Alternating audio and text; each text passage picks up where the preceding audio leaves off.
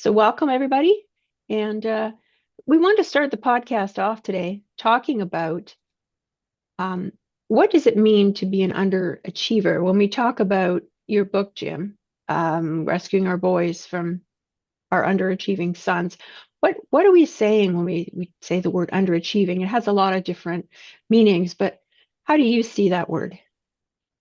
Well, what what it means in terms of what we are doing is um, an underachiever is someone who is capable of doing it, doing whatever, um, capable of a great deal, but for a variety of reasons, isn't achieving at that level. Hence, we're not talking about someone who can't do it. We're talking about someone who can do it, can do all kinds of things. And this can apply to education. It can apply to motor mechanics. It can apply to sports, whatever. Um, so someone who's capable of doing it, but for a variety of reasons, isn't achieving at that level, isn't achieving all the things that that person is capable of. And so when we tackle this, it's not a case of saying I'm going to take someone who's not capable and turn them into someone who is. We're talking about someone who is capable, but isn't in fact achieving at, in this case, boys, his uh, ability level. So it's really quite important.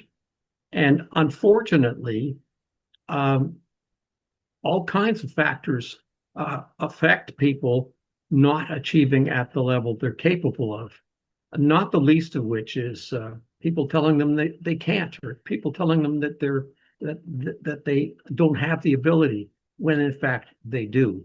So we're looking at in our case, we're looking at how dads can help their sons to recognize that they're capable, probably capable of more than they are achieving, and helping them to deal with all those restraints that society is throwing at boys right now, that are preventing them from achieving that. And I might add, um, it's a tough time to be a little boy. Um, it really is a tough time because the years ahead of boys are years having to deal with all these obstacles that we put in their place, not on purpose. We haven't set out to do this, but these are the unintended consequences of a variety of changes we made in our society, um, usually to benefit girls or other groups or whatever. And in the process, we have unintendedly, we have really handicapped our boys. And I think this is going to be with us for a number of years. So it's useful for us to be conscious of it and to look at ways that we can, in fact, deal with it. I think it's great, way of identifying that because it's unconscious. We see this in our lives every day, and we don't, unless it's pointed out. As we've chatted before, making people aware of it, then you start noticing these things. Just anything that's going on, and once someone makes you aware of it, you start seeing these things, and the fact that it's unconscious, it's not intentional at all. It's bringing awareness to people so they can understand. Well, wait a minute, something's happening here with boys, and then we're here to talk about why we think that that's happening and what dads can do. So yeah, I think that's great. Well, it certainly makes this series of podcasts we're doing important and worthwhile because uh, again, I'm not pulling my magic wand out here and saying here's the way we can take people who perhaps don't have this kind of ability and give them that ability. What we're doing is saying what steps can I take as a dad that will help clear away some of the things that are preventing my sons from uh, achieving at the level they're capable of achieving. Yeah, I think that's so important. We you don't sometimes you may not know your son has a lot of potential unless you clear these things out of the way and set things up for them, and then they can just go out and explore the world and really become achievers. So that's great. So here we are for our next broadcast, and we'll put the slides up that'll tell us what we're doing. And we're looking at the consequences of overly feminizing the education system. And this isn't suggesting that uh, necessarily something wrong has been done. We should definitely have done something about it, and we have. And what we have in terms of consequences has been a great success for girls in general. I mean, now I'm not saying everybody has equally benefited from it, but certainly it's for girls in general, it's been a great success, this uh, feminizing the education system. But it's had a number of unintended consequences for boys. And I think this is something that we do definitely need to talk about. Um, so it's not how do we reduce the success that girls have had at all. It's how do we help boys to achieve that success as well.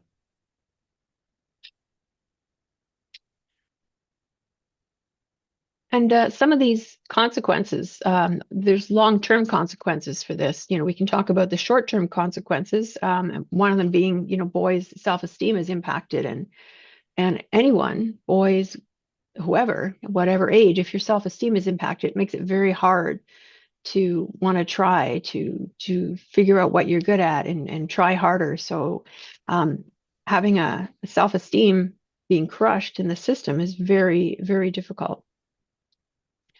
In the longer term, what happens if we don't try and address this situation?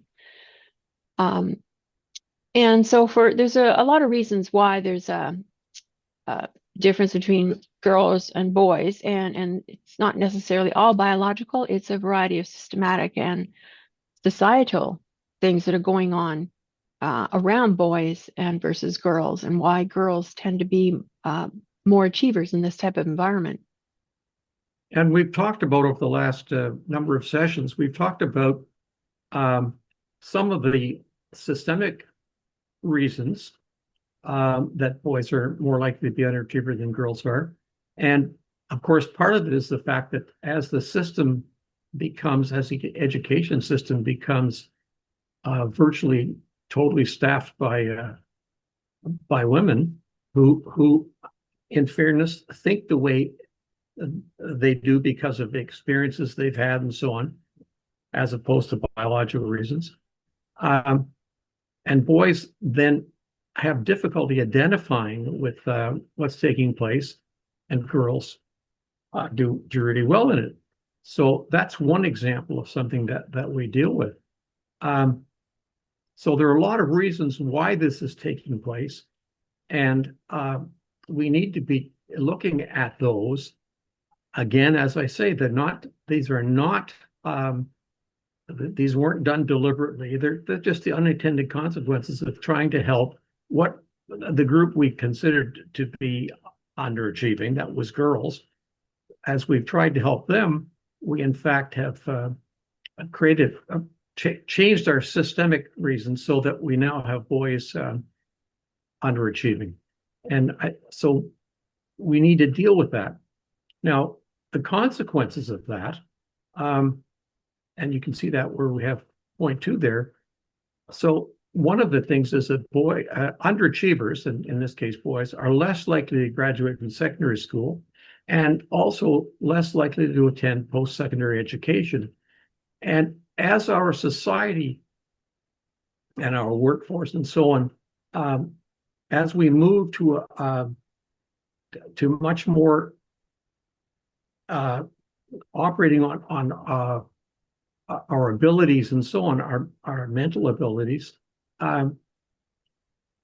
we find ourselves putting our students and our young people in a situation where if they don't get post-secondary education, they aren't going to qualify the things they need to qualify for. Years ago, you certainly didn't need to attend college to learn to be a mechanic, but in fact, people are going to go into that type of field are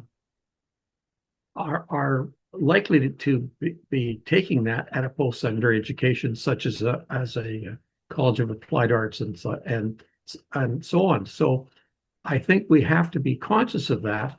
And as we handicap boys, and particularly boys that are underachievers, that is not achieving to their ability, um, they're less likely to do that, and hence they're going to find themselves um, not only out of the professions but out of the skilled trades as well. And that of course is very devastating without that high school education and without getting into that post-secondary, into the trades, into whatever you're doing.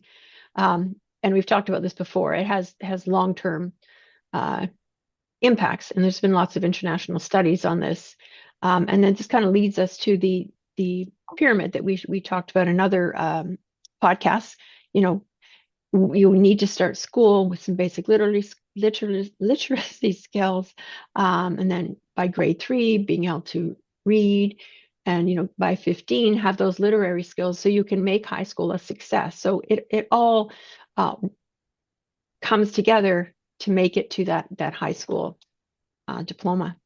And if we handicap our boys unintentionally, if we handicap them early on, they stay handicapped. It's very, very hard to correct that. So now we're looking at what can a dad do, kind of on a daily basis or on a regular basis to help. What can a dad do to help his sons to do better than he was doing?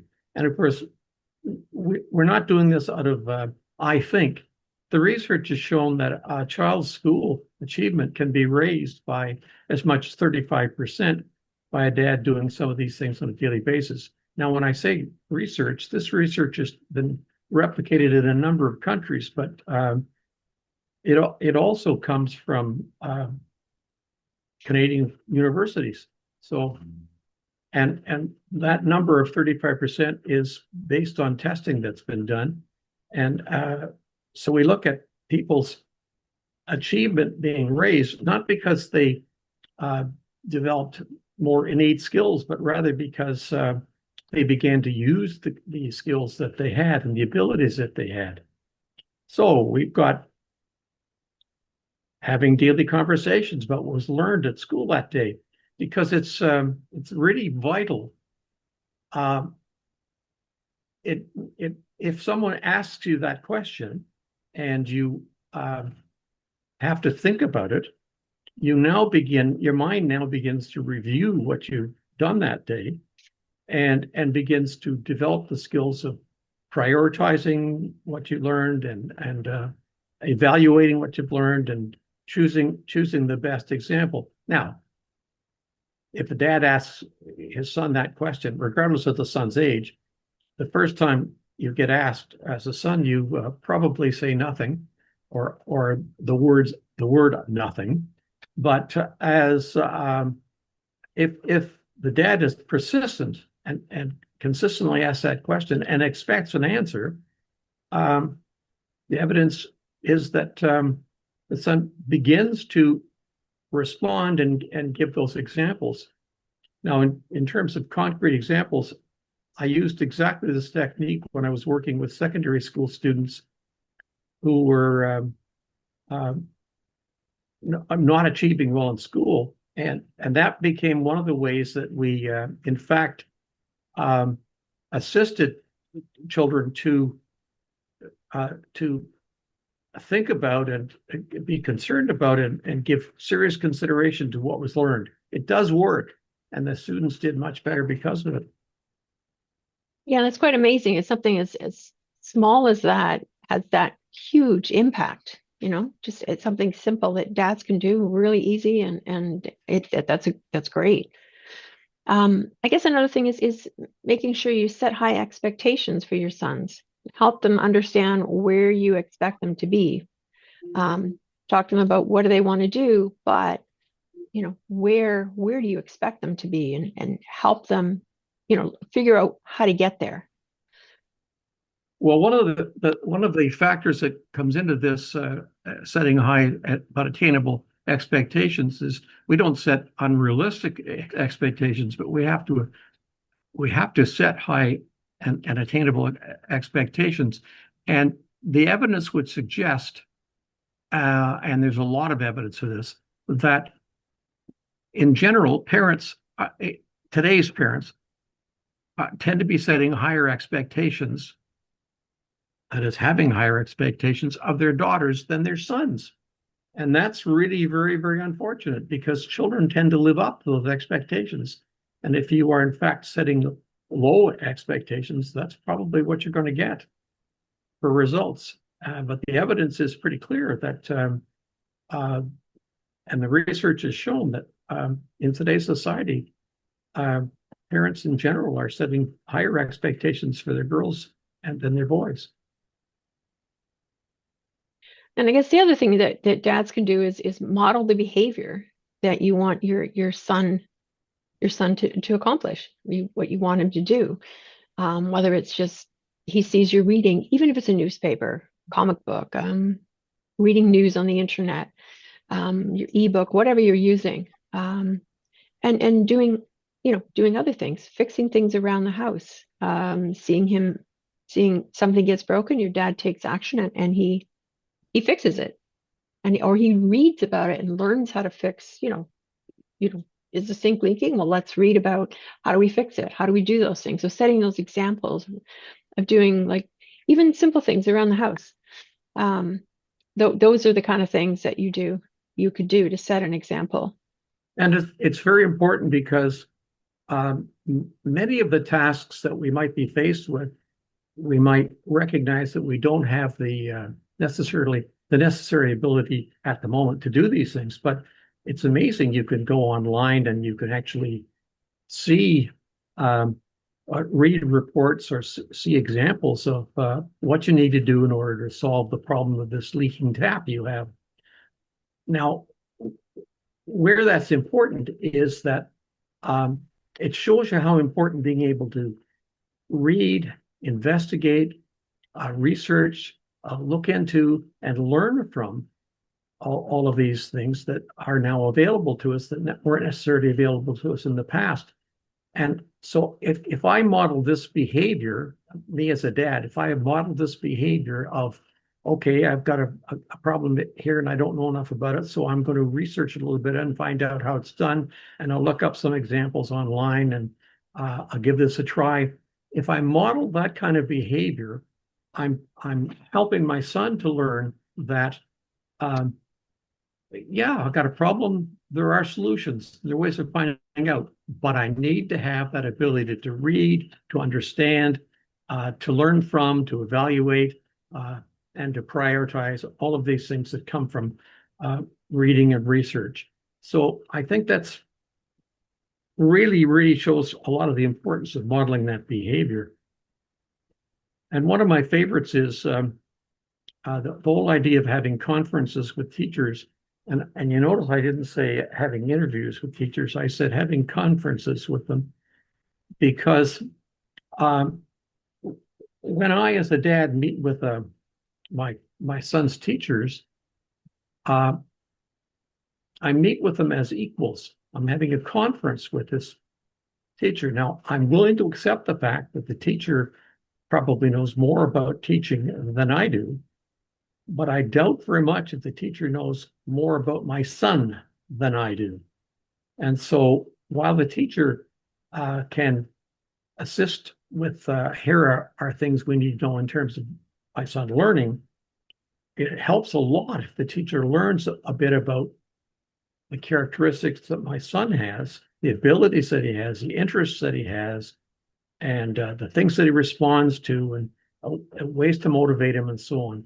So it's really important that we do that. And it's important we do it early in the school year, even before school starts. And of course, on a regular basis, not just after report cards or things of that nature.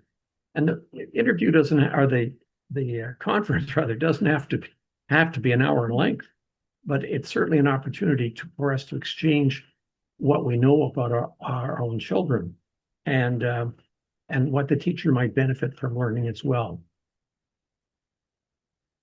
So Moving on, other factors that influence boys being successful in high school. Um, there's a few things there that are really important, and we talked about this a little bit at the beginning, increasing your son's self-esteem. It's so important. I think, we as adults, if you're facing an issue, and if you don't have the belief in yourself or the self-esteem to think, oh, I can solve that problem, or I can do this, you don't even try. And so it's important that you help your sons with giving them good constructive feedback. So if you see him do something around the house, even if it's small or something that they've done at school, whatever it is, give them really good positive feedback because this is where they will get it from. They'll get this from you, and you as a dad, this is so, so important. And it's important that uh, as we recognize our son's abilities and our son's successes, um, well, their self-esteem goes up and they're more willing to try things because we learn by trying things. And if what we learn is that we're going to be criticized because if we're not totally successful, then we learn not to try. But if we get positive reinforcement for the efforts we've made, then we have more confidence in our ability to try things, and we learn by trying. Another Uh, important thing, sorry, Jim. no, go ahead. Go ahead. So another important thing is encouraging teachers to value applied science as much as natural science. So what we mean by that is if a teacher is in the middle of teaching something and they're showing here's all the parts to a flower or here's all the ways you do this, um, boys and I think all of us need real world applications. So while you might want to teach here's the parts of a flower, you can take the concept and apply it to say, well, this is how a carburetor, an internal combustion engine. So there's, instead of the piston and the stamen, you've got the cylinder, the pistol, the fuel injector, the spark plug, things that they can relate to. Or maybe it's relating it to a video game controller. You got the buttons, you got the circuit board, you got the battery, something that a boy is using or doing something with that he can relate it to. Those type of things, something that is a real world example. And if they don't get it from the teacher, if they're at home doing their homework and they don't see the point of this, as a dad, maybe you can give some real examples because it's not about the parts of the flower. That is part of the learning, but it's about how do the parts make up the whole. That's the point of the lesson. So try and take a look at what the homework lesson is and look for a real live example that they can go, oh, that's what you mean. I get that. So that's another thing you can try to do at home as well. Now, number three here is talking about um, gender identification, and that is that if I go to school and all the teachers, the principal, and so on in the school are all women, and I'm a boy, um, it's hard for me to gender identify with school and schooling uh, when it's obviously something done by the other sex. So some of what we need to do as fathers is to kind of identify the thinking that says your reason for going to school is learning. It's not uh, showing up and only showing up and saying, okay, this is school. It's critical that we identify the fact that, hey, my dad learned, my dad's a learner, and I want to be like my dad. So I'm going to be a learner. And that's really important. And if I can identify that, hey, most of the guys I know have learned to do things and they've been learners, um, then I identify with that. Now, where am I going to get this learning? A variety of places, libraries for one, but I'm also going to get it at school. And so, my focus is attending to learn as opposed to attending school to meet somebody's requirements or whatever. It's learning. And I think we have to promote that among our boys. So what else can dads do, to help their sons achieve? We've got a lot of busy slide here, but there's a lot of things that dads can do.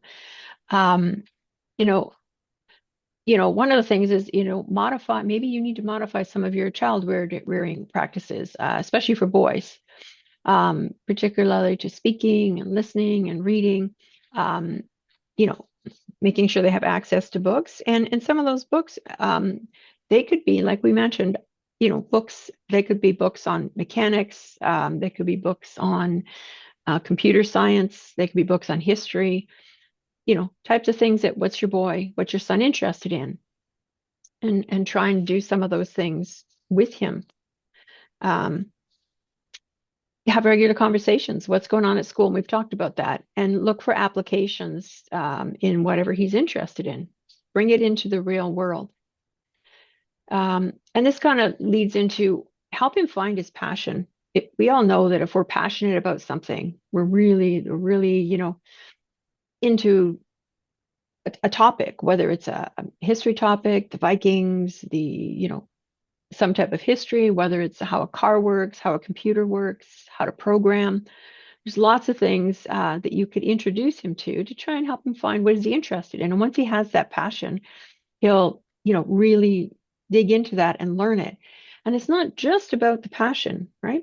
And when you're digging into those things, you develop those, what we sometimes call soft skills, how to research because you want to learn more about this. What do you do? How do you find out? Maybe you turn a bit to on the internet searching, watching YouTube at how-to videos. So you learn how to do research, you learn how to read, or you learn how to understand and apply concepts, and you can check in with him. How's that going? And help him develop that passion further. And as I mentioned, that's what's important is getting those soft skills from that, as well as having him enjoy what he's doing. It could be music, it could be anything. It's finding that passion. And now that brings us to set and clarify expectations. Now, we talked a little bit, or I talked a little bit about the importance of these expectations. Not only do we have to work with our sons to look at what their expectations are, but we have to clarify what those actually mean. Otherwise, it's just a lot of words we're using. We have to basically say, here is what this actually means. These are the kinds of things that you want to be able to do. And so we can talk about improving your spelling skills, but unless we clarify what exactly that means and how we can go about it, it isn't going to happen. It just becomes, okay, that was nice. We talked about it. But so we have to get it into realistic expectations. Anyway, modeling the desired behavior and choosing books. Now we've talked about this before, and I think that's probably if you've read this is probably fine. So, Linda, let's move on. So, what can you do outside the home? Again, we just talked about, having those conferences with teachers and as equals and tell them a bit about your son. My son likes to do this. My son's good at this. Let the teacher know so they can maybe try and adapt some of the teaching towards those things. And as we just mentioned, high expectations, that you're expecting them that they're going to succeed in high school and get on to, post-secondary education. What is it they're interested in doing? Where do they see themselves when they're done high school? And then help them find the path. Like, you want to be a mechanic, if you want to be a computer engineer, whatever it is you want to be, here's the path. So you're going to need to, accomplish these things so you can become that person. And maybe there's someone in that his field of passion that he can look up to. But to get there, here's what you have to do so you can be like him, or here's what you can do to be like dad. So those are important things And to do. also important is we need to pay attention and vote in local school board elections. We tend to that tends to be an area we don't pay anywhere close to enough attention to. But if we want to change the system to some degree, anyway, we need to do something about our local trustees, and so get to know your trustee. An occasional phone call or dropping in at a board meeting is helpful, and we need to make sure that we vote in these. So again, the 3A and 3B are things that we have talked about, and that's fine. That's good, worthwhile. So let's move us on. So that takes us to what are we going to talk about next time? So, we hope this part two of the podcast helped you and you can apply some of these suggestions. So next time we want to talk to real dad, find out what his experiences are like in high school or what his son's experiences are like in high school. One of those. Keep We'll keep you posted. If you have any questions or comments, we'd love to hear from you at inspireboys@menandfamilies.org. Um, if you have questions, if you have suggestions, if you more questions, whatever you feel. If you want to fill out a survey, let us know. We want to hear from you because we're here for you. We're here to help dads um, help their sons succeed. And if you want more data and research to support what we've talked about in the podcast, Jim's book's available, Rescuing Our Underachieving Sons, and we now all know what underachieving means. So if you'd like a free copy, again, send us an email. We'll mail it. We'll mail one to you. Entirely at our cost, not yours. Totally free. So we want Well, to hear from you. thank you very much, Linda. You've done a great job as usual. Oh, thanks a lot. This was fun. Oh, thank you, Jim, for all your years of dedication and hard work and bringing it all together to help our dads so they can, inspire their sons and transform lives. That's what we're here for. Super. Thank you. Thanks a lot, Thanks, Linda. everyone. Okay. See you next time. All right. Bye-bye. Bye.